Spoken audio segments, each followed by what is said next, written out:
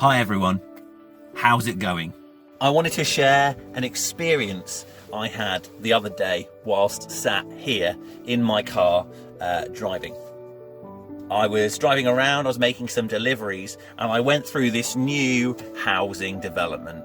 I had one of those moments when your own emotions catch you by surprise. Suddenly, you realise something. You need to cry out to God for help. As I drove through the neighbourhood, I found myself being awed by these new houses. I thought they had serious curb appeal. They were big houses on large plots looking out over the countryside. They kind of reminded me of the houses I used to design on The Sims as a teenager. Yes, young people, I really was that sad. If I'm honest, I think that lots of time in my little home on Windrush during lockdown has made me crave more space, to probably pick at my situation and become dissatisfied with all the things I don't like about my house and how cooped up I feel. Can you relate? It might not be a bigger house or a garden that you're after.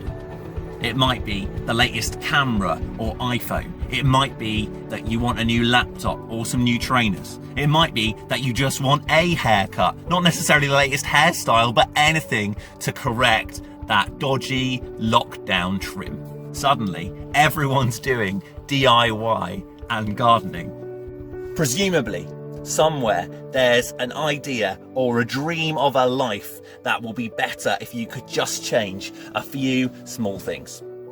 It might be that lockdown has made you miss your friends so much you just want some company. Or maybe before lockdown you were craving social gain. We can all want things, and a lot of these desires aren't wrong. It's not wrong to express yourself in your own way. It's not wrong to be creative. It's not wrong to want to make changes or make new friends. It's not wrong to want to meet someone. It's not wrong to want to fall in love. It's not wrong to want to go to a good university. But there's a danger that we look at ourselves and our situation and we feel discontented. Friends, God doesn't want us to feel that way. Surely, the root of all friendship, happiness and connectivity is not ultra-fast Wi-Fi or the next thing I can almost afford to buy. It's Jesus. A few weeks ago at youth group, we talked about fridge magnet Bible verses. Here's one I stumbled across just the other day. I can do all things through him who gives me strength. The him being referred to is, of course, Jesus. Paul, who wrote this letter, is saying that we can do anything through Jesus. We think of Jesus as a man who taught amazing things, a mighty man, teaching profound truths, carrying out life-changing miracles, and defeating death itself, the ultimate enemy. But I believe Paul is actually here making a point about contentment.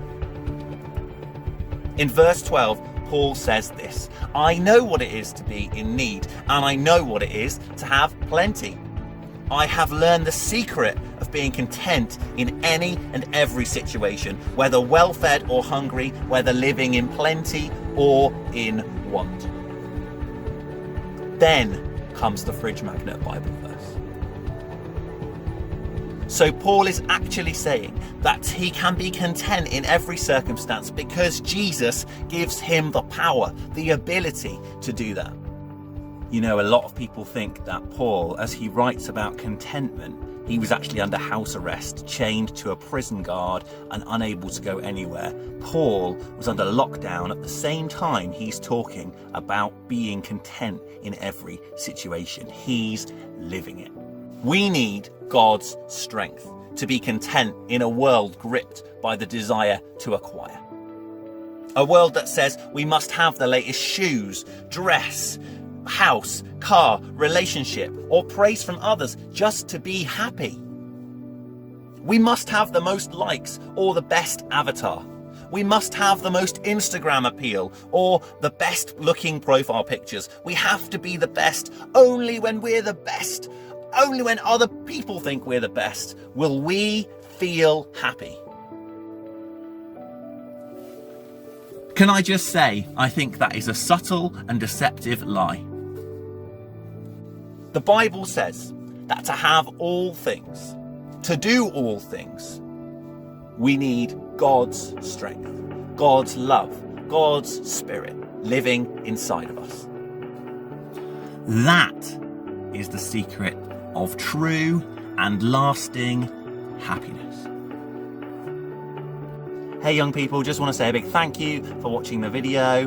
Give it a share, give it a like, maybe comment just below. It'd be great to see how this has impacted you and what you think about it. And don't forget, you can send us a message, highworthyouth@gmail.com. Nice to see you.